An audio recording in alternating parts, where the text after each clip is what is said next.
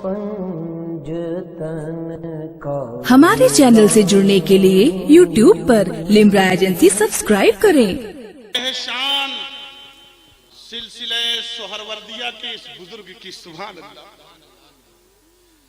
सुहाग लीजिए या तो बारिश दीजिए। क्या शान है हजरत मूसा सुहाग रहमतुल्लाहि ताला अलैह की।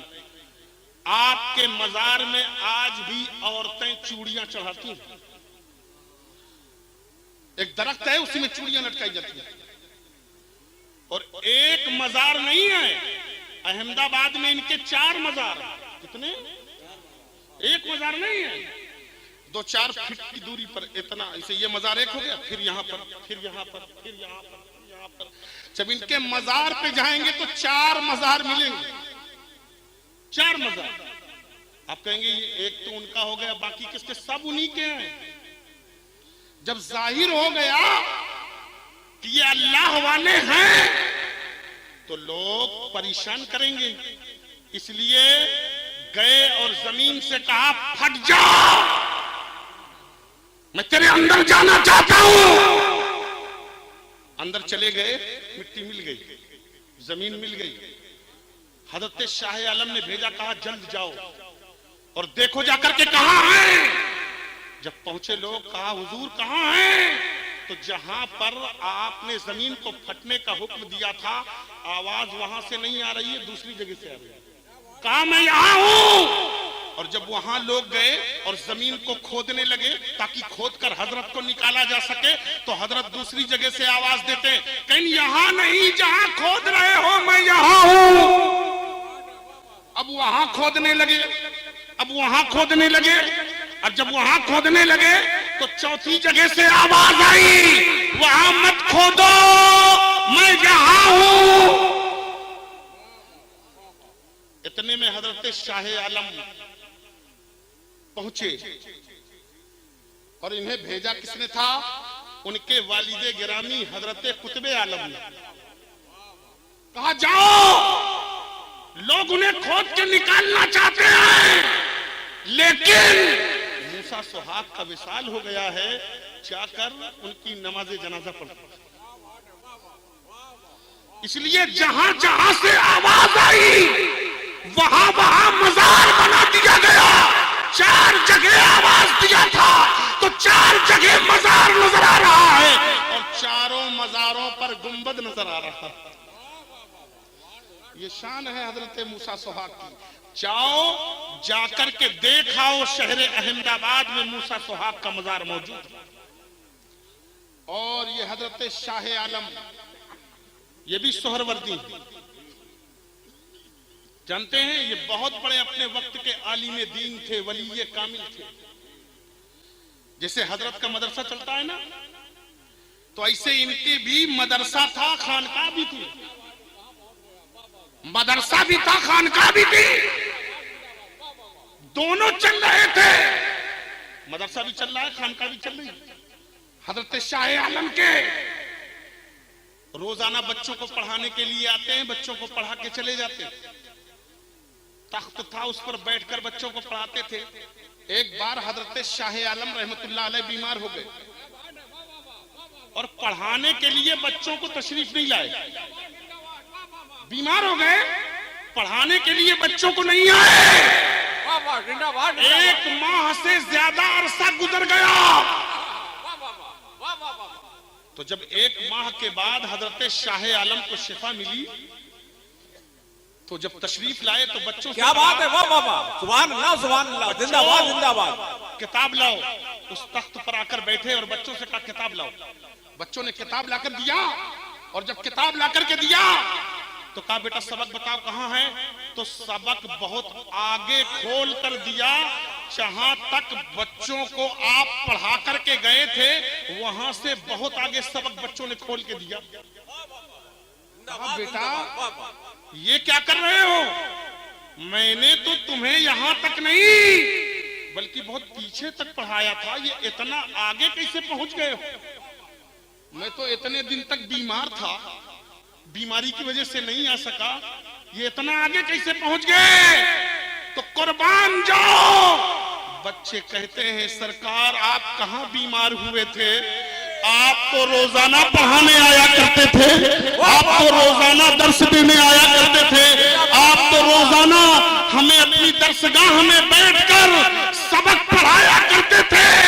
हजरत शाह आलम समझ गए मेरी शक्ल में आने वाला जो आया था वो तो मैं नहीं था, मैं तो बीमार था, बिस्तर पर लेटा हुआ था, घर से नहीं आ सका, लेकिन मेरी शक्ल में जो नूरानी शक्ल वाला आया था वो कोई और नहीं, वो तो मदीने का चांद था, वो तो आमना का लाल था, वो तो अब्दुल्ला का राज दुलाला था, वो तो रसूल कायनात थे, वो तो मुख्तार कायनात थे, रसूल किरदगार थे, फख्र मौजूदात थे, वो तो शमशुद्दोआ थे, वो तो बदरुद्दुजा थे, वो आकाए करीम थे, मौलाए कायनात थे, वो रसूलुल्लाह थे, मुस्तफा जाने रहमत थे। ये कहते हुए नजर आ रहे हैं और फौरन उस तख्त से उठ करके नीचे आ गए। कहा इस तख्त पर मेरी शक्ल में तुम्हें पढ़ाने के लिए कोई और नहीं, क्या बात है, वो मेरे मुस्तफा जाने रहमत सुभान अल्लाह सुभान अल्लाह, वाह वाह वाह, पढ़ाने आए थे, वाह वो रसूल कायनात थे जो बच्चों को पढ़ाने आए थे। कहा मैं उस तख्त पर नहीं बैठ सकता, जिंदाबाद जिंदाबाद, तख्त पर रसूलुल्लाह तशरीफ फरमा। सुभान अल्लाह, नारे तकबीर, नारे रिसालत, नारे रिसालत, सिलसिले सोहरवर्दिया, सिलसिले सोहरवर्दिया, खानकाहे मखदूमिया, नारे तकबीर, सुभान अल्लाह सुभान अल्लाह, जिंदाबाद जिंदाबाद, हज़रत जिंदाबाद। मैं इस तख्त पर नहीं बैठूंगा जिस तख्त पर मेरे नबी तशरीफ फरमा हुए हो। देखो ये अदब है रसूल कायनात का, और ये अब जाहिर हो रहा है, मुस्तफा ने मदीने से पहले ही महसूस कर लिया है, पहले ही महसूस कर लिया है, और आपने अपने लिए दूसरा तख्त बनवाया और उस तख्त पर बैठकर अपने बच्चों को पढ़ाया। हजरात आज भी वो दोनों तख्त आपके मजार के बगल में एक हुजरा है, उस हुजरे में टंगे हुए हैं। इस गुनहगार ने जियारत किया है, इस गुनहगार ने देखा है उन दोनों तख्तों को, उस तख्त को भी देखा है जिस तख्त पर मेरे रसूल तशरीफ फरमा हुए थे, और उस तख्त को भी देखा है जिस तख्त पर हजरत शाह आलम रहमतुल्लाह अलैह बैठा करते थे, उस तख्त को भी देखा है। उन दोनों तख्तों की खासियत यह है कि उन दोनों तख्तों के नीचे जो भी जायज दुआ की जाती है अल्लाह उस दुआ को कबूल फरमा लेता है, उस दुआ को कबूल फरमा लेता है। अगर परेशान हो गए हो तो एक बार चले जाओ अहमदाबाद, उस तख्त के नीचे दुआ कराओ जाकर, तुम्हारी दुआ कबूल हो जाएगी। देखो ये फैजान है सिलसिला सोहरवर्दिया का, जरा तवज्जो दो और गौर करो। जिसकी बारगाह में बैठा करो उसका अदब मलहूज रखा करो, इसलिए कि अदब ही से इंसान इंसान है, जो अदब न सीखे वो हैवान है। जरा समझो और गौर करो। यही हजरत शाह आलम रहमतुल्लाहि ताला अलैह इनके पीरो मुर्शिद थे। कौन थे? शाह आलम के पीरो मुर्शिद। उन्होंने फरमाया अपने मुरीदों को बुला करके, मेरे मुरीदों कान खोल करके सुनो, जब मेरा विसाल हो जाए तो मेरे विसाल के बाद मुझे जन्नत में दफन करना। क्या कहा? कहा जब मेरा विसाल हो जाए। हजरत शाह आलम के जो पीर थे उन्होंने फरमाया जब मेरा विसाल हो जाए तो मुझे कहां दफन करना? जन्नत में दफन करना। मुरीद भी मुरीद होता है। कहा हजरत आप परेशान कहें, विसाल तो होने दीजिए, हम जन्नत ही में दफन करेंगे, हम जन्नत ही में दफन करेंगे। हजरत का विसाल हो गया, नहलाया गया, धुलाया गया, कफन पहनाया गया, शरीयत के मुताबिक नमाज़े जनाजा पढ़ी गई और नमाज़े जनाजा पढ़ने के बाद अब लोग जो मुरीद थे कंधों पे लेके हजरत का जनाजा चल दिए। क्यों? हजरत को आम कब्रिस्तान में नहीं दफन करना, जन्नत में दफन करना। जन्नत में कब्र बनेगी।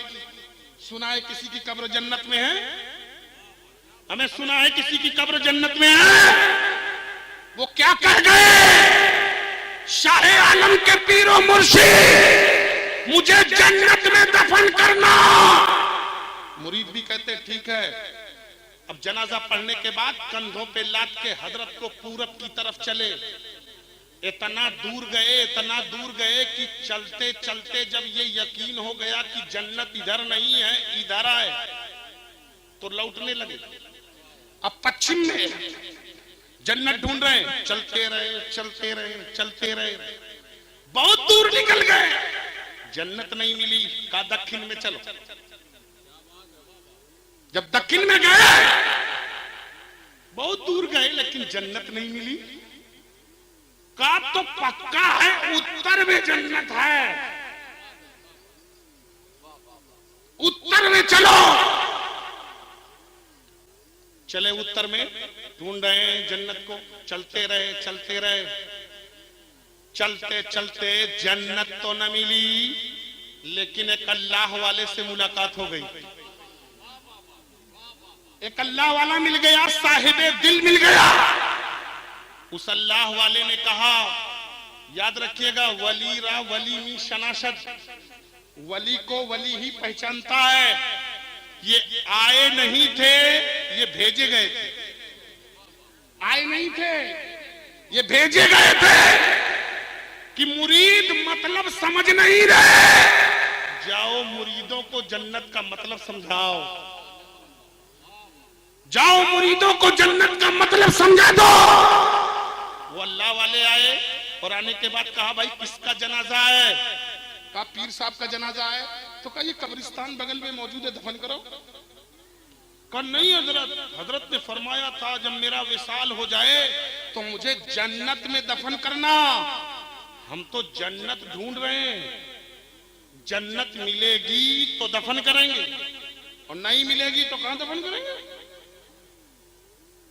तो कुर्बान जाओ उस अल्लाह वाले पर और इस जलसे का पैगाम सुनते जाओ। सिलसिला सोहरवर्दिया की जानिब से सुनो पैगाम। उस अल्लाह वाले ने कहा, ये बताओ इस वली की मां जिंदा है? क्या कहा? इस वली की मां जिंदा है? कहा नहीं, मां तो जिंदा नहीं है, मां का विसाल हो गया है। कहा ये बताओ इनकी मां की कब्र मालूम है? कहा हाँ, इनकी मां की कब्र का पता मालूम है। तो कहा अगर मां की कब्र का पता मालूम है तो ले जाओ इन्हें और ले जाने के बाद मां के कदमों में इनकी कब्र को बना दो और उसी कब्र में इन्हें दफन कर दो। इसलिए कि नबी फरमाते हैं मां के कदमों के नीचे जन्नत है। मां के कदमों के नीचे जन्नत है, इसलिए मां के कदमों में इन्हें दफन कर दो। ये अपनी जन्नत में खुद ब खुद पहुंच जाएंगे। यही इनके फरमान का मकसद था। इसलिए तवज्जो दो और गौर करो मुसलमानों, माँ बाप कितनी बड़ी दौलत है। एक वली कह रहा है मुझे कहीं और नहीं दफन करना, मेरी माँ के कदमों में दफन कर देना। लेकिन आज माँ को सताया जाता है, माँ को बुरी बातें कही जाती हैं। अरे जिस माँ ने तुझे पाला है, पोसा है, अपनी छाती का खून पिलाया है, तेरी परवरिश की है, कुरान की लोरियां जिसने तुझे सुनाई हैं, कलमा ला इलाहा इल्लल्लाह जिसने तुझे पढ़ना सिखाया है, तुझे घुट्टी में ईमान जिसने पिलाया है, ईमान की दौलत जिसने तुझे सही मानों में अपने दूध के साथ मिला करके दिया है, उस माँ को आज तू परेशान कर रहा है। बहुत सारे नौजवान हैं, प्रोग्राम करते हैं, और मैंने देखा है वो लोग बड़ी बड़ी गाड़ियों से कहां जा रहे हैं, अजमेर जा रहे हैं, कहां जा रहे हैं, कलियर जा रहे हैं, कहां जा रहे हैं, ख्वाजा निजामुद्दीन के यहाँ जा रहे हैं, कहां जा रहे हैं, अहमदाबाद शाह आलम के यहाँ जा रहे हैं, कहां जा रहे हैं, हजरत महमूद बुर्राक लंगर जहां के यहाँ जा रहे हैं। अरे कहते हुए नजर आते हैं।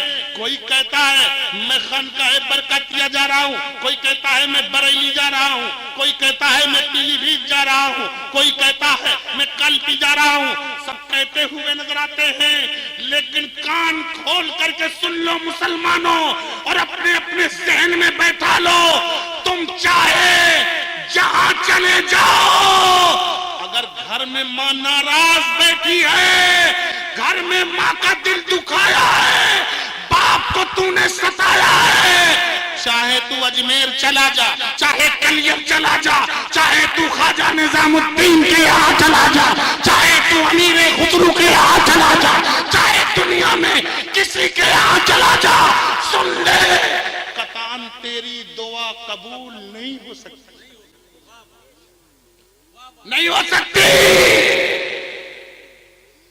मैं कहता हूं, अगर वाकई तू चाहता है कि गरीब नवाज मुझसे खुश हो जाए, महबूबे इलाही मुझसे खुश हो जाए, मखदूम कलियर मुझसे खुश हो जाए, हजरत मखदूम मुझसे खुश हो जाए, आला हजरत मुझसे खुश हो जाए, करीब का कालपी की सरकार मुझसे खुश हो जाए, तो सुन ले, इनको खुश करने से पहले माँ की गोद में गिर के मचल क्यों नहीं जाते? माँ के कदम पकड़ ले, माँ के कदम पकड़ के मचल जा, बाप के कदम पकड़ के मचल जा। अगर माँ खुश हो गई तो गरीब नवाज खुश हो जाएंगे, माँ खुश हो गई तो सुन ले, रसूल कायनात खुश हो जाएंगे, और जब रसूल खुश हो जाएंगे तो माँ की खुशी से खुदा भी खुश हो जाएगा। सुभान अल्लाह, सुभान अल्लाह, जिंदाबाद जिंदाबाद। इसलिए मेरे भाई, वाकई अगर तुम चाहते हो तुम्हारी दुनिया भी संवर जाए, तुम्हारी आखिरत भी संवर जाए, तो इस बस में मोहब्बत से ये पैगाम लेते जाओ। ये बुजुर्गाने दीन का पैगाम है कि माँ बाप की खिदमत किया कर। देखो कितनी मेहनत से पालते हैं ये लोग। हम ये नहीं कहते कि बीवी को छोड़ दो, अरे वो भी हक है तुम्हारा, अल्लाह के नाम पर हासिल करके लाए हो, उसके भी हुकूक अदा करो, उसके भी हुकूक अदा करो। लेकिन माँ तो बहरहाल माँ है। एक बात सुन लो, उलमाए किराम मौजूद हैं, इनकी मौजूदगी में बताए दे रहा हूं, मर्द के लिए दुनिया में सबसे अहम अगर कोई चीज है तो वो उसकी माँ है। मर्द के लिए सुभान अल्लाह, सुभान अल्लाह, अगर कोई चीज सबसे अहम है तो वो उसकी माँ है, और औरत के लिए दुनिया में अगर कोई चीज सबसे अहम है तो वो उसका शौहर है। मर्द के लिए सबसे अहम उसकी माँ है, और औरत के लिए सबसे अहम उसका शौहर है। इसलिए ए मर्दों, सबके हक अदा करो, लेकिन माँ के कदम चूमते रहो। क्या बात है, वाह, और वाह। ए बीवियों, तुम सबकी खिदमत करो। हम मना नहीं करते, लेकिन अपने शौहर की ताबेदारी जरूर करते रहो, इसलिए कि ये तेरी जन्नत है, और अगर ये खुश हो गया तो ये समझ लो कि खुदा खुश हो जाएगा। मोहतरम सामीन किराम, आप तवज्जो दीजिए और एक बात मेरी मोहब्बत से समाअत फरमाइए। माँ ये तो आखिरी दर्जा है। ये जब तक माँ नहीं थी तो माँ से पहले किसी की बहू और बीवी बनकर के आई। ये जब तक माँ नहीं बनी थी तो उससे पहले ये किसी की बीवी बहू थी, और जब तक किसी की बीवी और बहू नहीं बनी थी तो उससे पहले ये किसी की बेटी थी। बोलो, बेटी थी कि नहीं बेटी है ना, बेटी थी। ये कितनी अहम है बेटी, तवज्जो दो। ये बेटी इतनी अहम है कि जब बाप कंपनी से काम करके आता है ना, थका होता है और उसका मालिक उसे बहुत सताता है, तो वो सोचता है जा तो रहा हूं लेकिन आज से इस मालिक के यहाँ काम करने नहीं आऊंगा, छोड़ दूंगा। ये मालिक अच्छा नहीं है। तनख्वाह 6 घंटे की देता है, ड्यूटी 8 घंटे लेता है। तनख्वाह 6 घंटे की देता है, ड्यूटी 8.5 घंटे लेता है। तरह तरह परेशान करता है, नहीं आऊंगा इसके यहाँ कल से काम करने के लिए। लेकिन इसी आलम में घर पहुंचा था, दरवाजे की कुंडी खटखटाई थी, देखता क्या है, बेटी गिलास में पानी लेकर के हाजिर है बाप के लिए। लो मेरे वाली, सुभान अल्लाह, सुभान अल्लाह, वाह वाह वाह, इस पानी को पी। क्या बात है, वाह वाह वाह वाह। बाप का सारा गुस्सा वही काफूर हो जाता, वाह वाह वाह, वही ढेर हो जाता। गिलास का पानी तो बाप बाद में पीता है, पहले बेटी की पेशानी को बोसा देता नजर आता है, वाह वाह, बेटी की पेशानी को चूमता नजर आता है।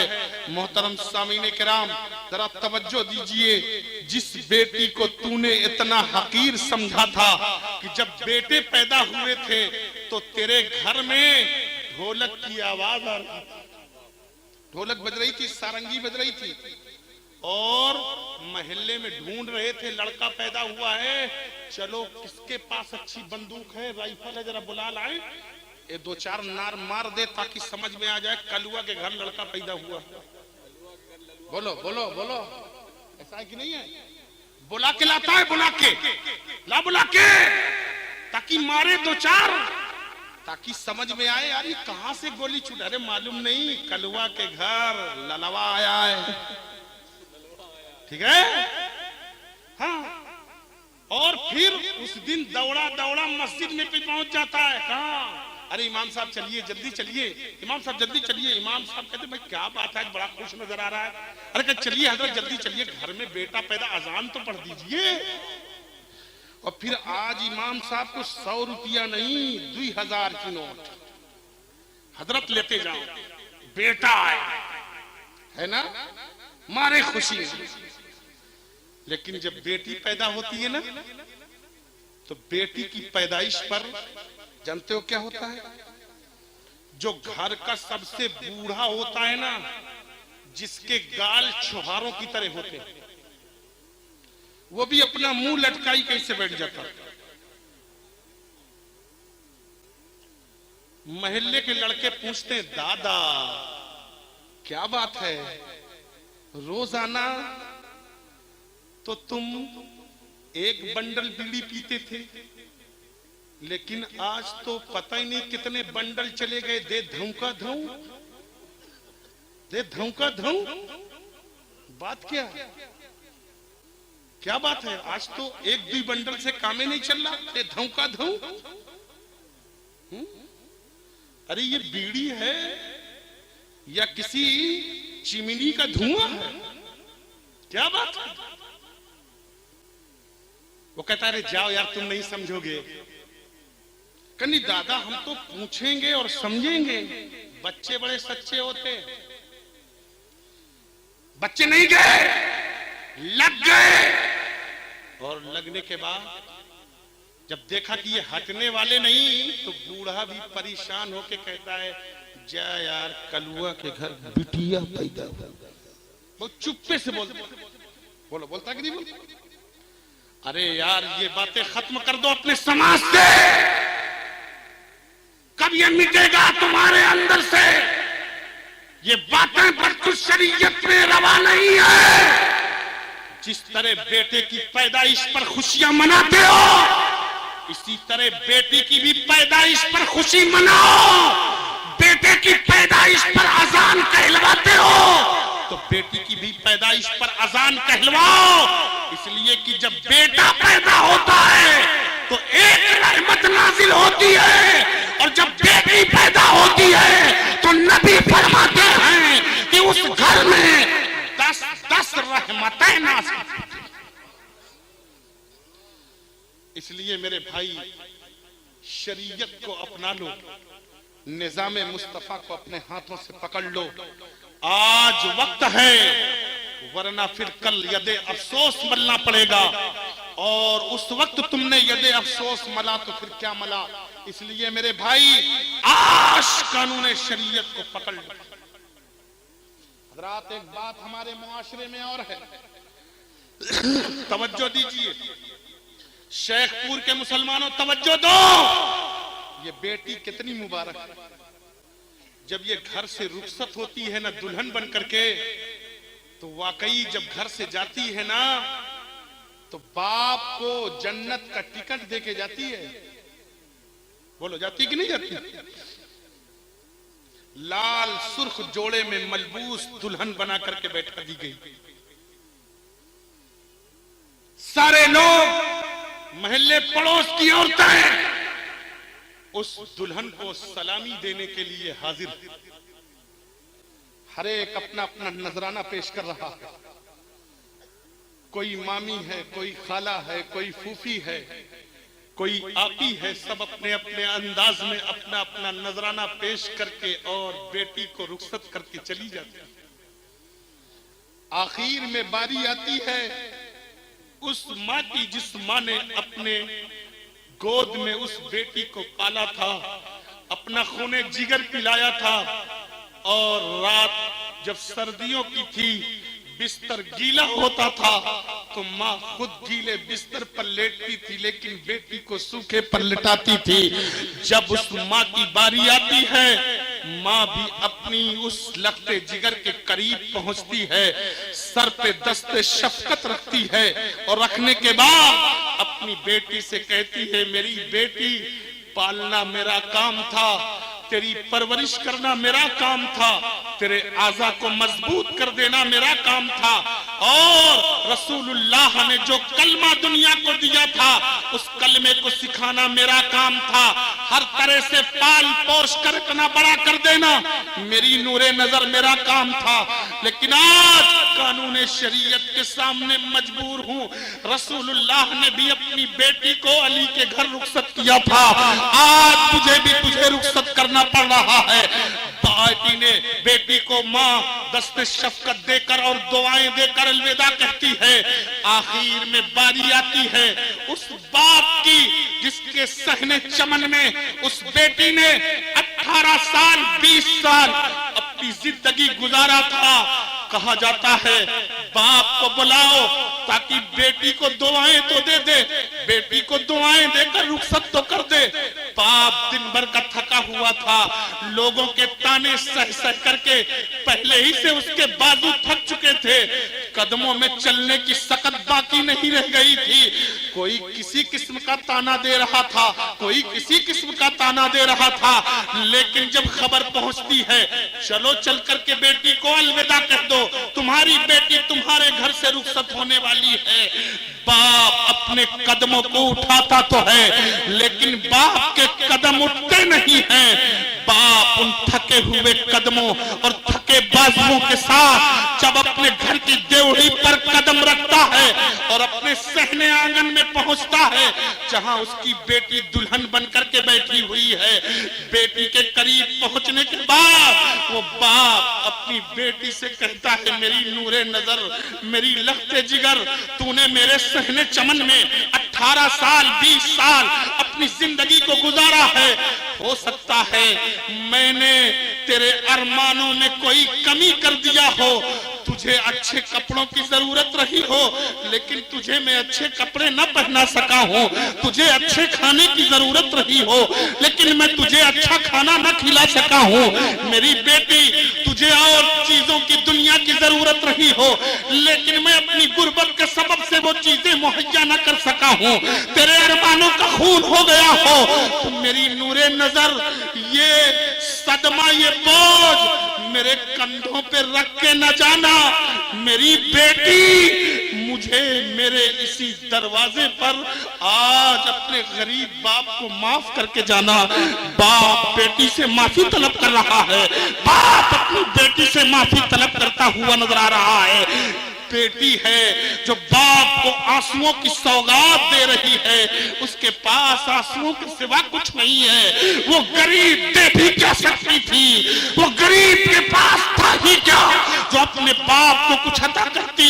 लेकिन कुर्बान जाओ, बाप ने सर पर दस्ते शफकत रखा और रखने के बाद बेटी से कहा अलविदा खुदा हाफिज, जा मेरी बेटी, अल्लाह तेरा निगहबान है।